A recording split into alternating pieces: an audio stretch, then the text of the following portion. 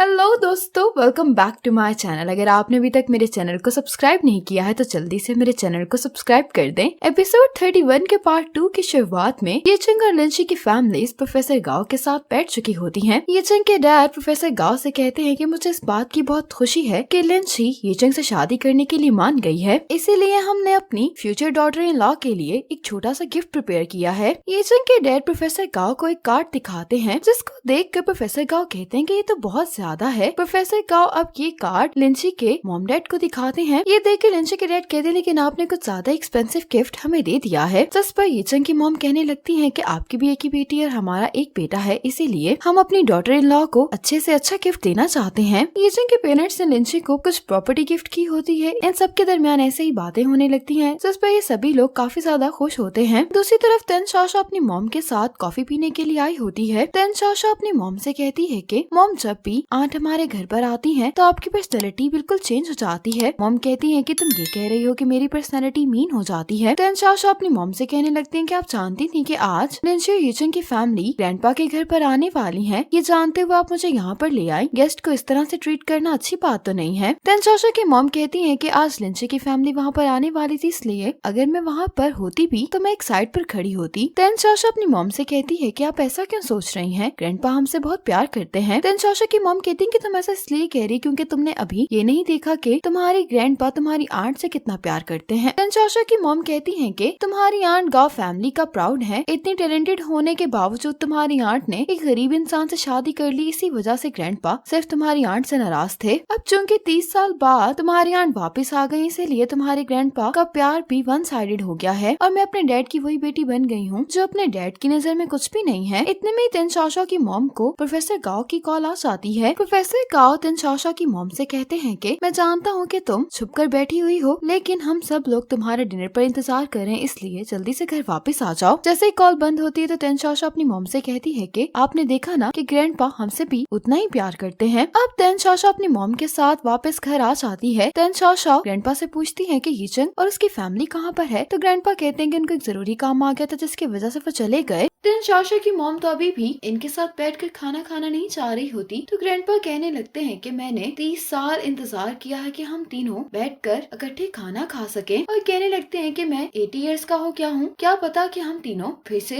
इकट्ठे हो पाएंगे या नहीं। ये सुनकर तेन शाओशा की मॉम भी इनके साथ बैठ जाती हैं। लिंची के डैड कहते हैं कि आज गाओ फैमिली का रियूनियन हुआ है और आज ही लिंची की मंगनी भी हो गई है, इसीलिए आज तो हमारे लिए डबल खुशी का दिन है। लिंची कहती है कि आज हम इतने टाइम बाद इकट्ठे हो ही गए हैं, तो मैं ये पूछना चाहूंगी कि उस बुक पर मेरी मॉम का नाम क्यों नहीं है। लिंची की मॉम से कहती भी है कि ये सब माजी की बातें हो गई, तुम भी इसको भूल जाओ। ये सुनकर प्रोफेसर गाओ कहने लगते हैं कि जिस टाइम पर तुम्हारी मॉम शादी करना चाहती थी, लेकिन मैं इसके खिलाफ था, इसी वजह से मेरा और तुम्हारी मॉम का एक बहुत बड़ा झगड़ा हो गया था, और जब ये बुक पब्लिश हुई तो तुम्हारी मॉम तुम्हारी डैड के साथ घर से भागना चाहती थी। जो इस बुक का एडिटर था उसे मेरे बारे में गलतफहमी हो गई, इसीलिए उसने बुक पर से तुम्हारी मॉम का नाम हटा दिया मेरी परमिशन के बगैर। अब तेन शाओशा की मॉम कहने लगती है कि जिस दिन तुम घर से चली गई थी उसी दिन डैड हॉस्पिटलाइज्ड हो गए थे। मुझे 2 दिनों के लिए डैड के साथ रुकना पड़ा था और हमें इस बारे में तभी मालूम हुआ जब डैड हॉस्पिटल से डिस्चार्ज हुए थे, और उस टाइम तक ये बुक पब्लिश हो चुकी थी। तेन शाओशा की मॉम कहने लगती है कि मैंने और ग्रैंडपा ने कभी भी तुम्हारा नाम चुराने की कोशिश नहीं की। उस टाइम पर हमने तुम्हें ढूंढने की भी कोशिश की थी, लेकिन तुम हमें नहीं मिली, इसी वजह से हमने इस गलती को ठीक करने की मजीद कोशिश नहीं की। तेन शाओशा की मॉम लिंची से कहती है कि जो चीज तुम्हारी मॉम की है वो मैंने कभी भी छीनने की कोशिश नहीं की, और मुझे भी काफी अच्छा लग रहा है कि आज ये बात सबके सामने खुलकर आ गई है। अब वैसे गाओ लिंची की मॉम से कहने लगते हैं कि उस टाइम पर तुमने बिल्कुल ठीक फैसला किया था, मुझे ही नजर नहीं आया। दायोंग वाकई में एक बहुत अच्छा इंसान है। प्रोफेसर गाओ लिंची के डैड से कहने लगते हैं कि क्या तुम मुझे माफ कर सकते हो, तो लिंची के डैड कहते हैं कि आप कैसी बातें कर रहे हैं, हम लोग फैमिली हैं, इसीलिए हमें इस तरह की बातें नहीं करनी चाहिए। आप मुझे वेनली को भी माफ कर दें क्योंकि हमारा तरीका भी ठीक नहीं था। अब लिंची की मॉम अपने डैड का जब हाथ पकड़ती है तो ये देख कर तेन शाओशा की मॉम यहाँ से जाने लगती है, लेकिन प्रोफेसर गाओ इसको जाने नहीं देते और अपनी दोनों बेटियों का हाथ पकड़ कर कहने लगते हैं कि तुम दोनों ही मेरे लिए एक जैसी अहमियत रखती हो, मेरे दिल में तुम दोनों ही बहुत एक्सीलेंट हो। और तेन शाओशा की मॉम से कहने लगते हैं कि तुम मुझे माफ कर दो, क्योंकि उस टाइम पे मुझे लगता था कि किसी की ज्यादा तारीफ करने से जो दूसरा वीक होता है उसको भी आगे बढ़ने की मोटिवेशन आएगी, लेकिन मैंने ये कभी नहीं सोचा था कि इस वजह से तुम हर्ट हो जाओगी, मुझे ऐसा नहीं करना चाहिए था, इसलिए तुम मुझे माफ कर दो। तेन शाओशा की मॉम अपने डैड से कहती है कि डैड आप ऐसा मत कहें, और आज आज तंचाशा की मॉम और लिंची की मॉम का भी दिल एक दूसरे की तरफ से बिल्कुल साफ हो गया होता है। अब तंचाशा अपने रूम में बैठी होती है, लिंची इसके पास आ जाती है। लिंची तंचाशा से कहती है कि क्या तुम अभी भी टियान से प्यार करती हो? तंचाशा कहती है कि हाँ। तंचाशा कहने लगती है कि जब हम दोनों साथ थे तो हम दोनों के लिए काफी मुश्किल था, क्योंकि हम दोनों एक दूसरे से बहुत मुख्तलिफ हैं। लिंची तंचाशा से कहती है कि हर इंसान दूसरे के लिए कम्प्लीटली तौर पर सूटेबल नहीं होता। ये तंचाशा से कहती है कि तुम मुझे और यीचन को ही देख लो, हम दोनों एक दूसरे से काफी डिफरेंट हैं, लेकिन हम लोग भी तो अभी तक एक दूसरे के साथ हैं, तो फिर तुम और टियान एक दूसरे के साथ क्यों नहीं हो सकते? तंचाशा कहती है कि ना मुझे अपने आप पर कॉन्फिडेंस है और ना ही टियान पर। लिंची कहती है कि अगर तुम टियान को छोड़ भी दोगी तो इस बात की क्या गारंटी है कि फ्यूचर में जो को भी तुम्हारी लाइफ में आएगा वो बिल्कुल ठीक होगा। इसीलिए जब तक तुम दिल से कोशिश करने के लिए तैयार हो तुम्हें कोई ना कोई रास्ता जरूर मिल जाएगा, और अगर फिर भी तुम्हारा मसला हल ना हो तो मैं और यीचन यहीं पर हैं, हम तुम्हारी मदद करेंगे। ये सुनकर तंचाशा मुस्कुराने लगती है। अगली सुबह दिखाया जाता है कि टियान तंचाशा के डेस्क पर खड़ा फ्लावर्स के बुके को देख रहा होता है। अब जब तंचाशा यहाँ पर आती है तो ये फ्लावर्स के बुके लेकर टियान के पास आती है, कहने लगती है कि क्या मैं तुमसे बात कर सकती हूँ? अब जब ये दोनों साइड पर बात करने के लिए आ जाते हैं तो तंचाशा कहती है कि हमारे दरमियान कुछ भी ठीक नहीं होने वाला, इसलिए तुम मुझे गिफ्ट देना बंद कर दो। तो टियान कहता है कि फ्लावर्स का बुके मैंने नहीं भेजा। तंचाशा जब ये कार्ड पढ़ती है तो ये फ्लावर्स का बुके तंचाशा के लिए नहीं होता बल्कि वांगजियांग के लिए होता है। इतने में यहाँ पर वांगजियांग आ जाता है जो कि कहने लगता है कि तुमने मेरा बुके क्यों पकड़ा हुआ है? तंचाशा कहती है कि मैं तो इसको तुम्हारे लिए प्रिपेयर कर रही थी। अब ये दोनों ही काफी एम्बैरेस हो गए होते हैं तो जल्दी से यहाँ से चले जाते हैं। अब लंच टाइम पर वांगजियांग इन दोनों से पूछता है कि हम लोगों को खाने में क्या खाना चाहिए? तो तंचाशा और टियान एक साथ बोलते हैं जापानीज फूड, लेकिन टियान की वजह से तंचाशा कहती है कि मुझे काम है तो मैं खाना ऑर्डर करवा लूंगी। ये सुनकर टियान कहता है कि तुम खाना खाने के लिए बाहर चली जाओ क्योंकि मैं वर्कआउट करने के लिए जा रहा हूँ। आज डायरेक्टर डोंग हाशुंग को विजिट करने के लिए आए होते हैं। ये जब लिंची के पुराने डिपार्टमेंट में आते हैं तो पूछने लगते हैं कि लिंची कहाँ पर है। मिस्टर डोंग तो लिंची की काफी ज्यादा तारीफ कर रहे होते हैं। मिस्टर सांग कहते हैं कि लिंची एक प्रोजेक्ट की वजह से काफी बिजी है। डायरेक्टर डोंग कहते हैं कि वो जितने भी बिजी हो उसको हमारे साथ लंच करना ही होगा। अब टियान जब जिम आता है तो यहाँ पर भी टियान को तंचाशा की याद आ रही होती है। अब जब मिस्टर डोंग वापस जा रहे होते हैं तो ये लिंची से कहते हैं कि मैं तुम्हें वेडिंग टीम में देखना चाहता हूँ। लिंची ये सुनकर मिस्टर डोंग से हाथ मिलाते मिस्टर डोंग यहाँ से चले जाते हैं और इसी मोमेंट पर ये एपिसोड खत्म हो जाती है।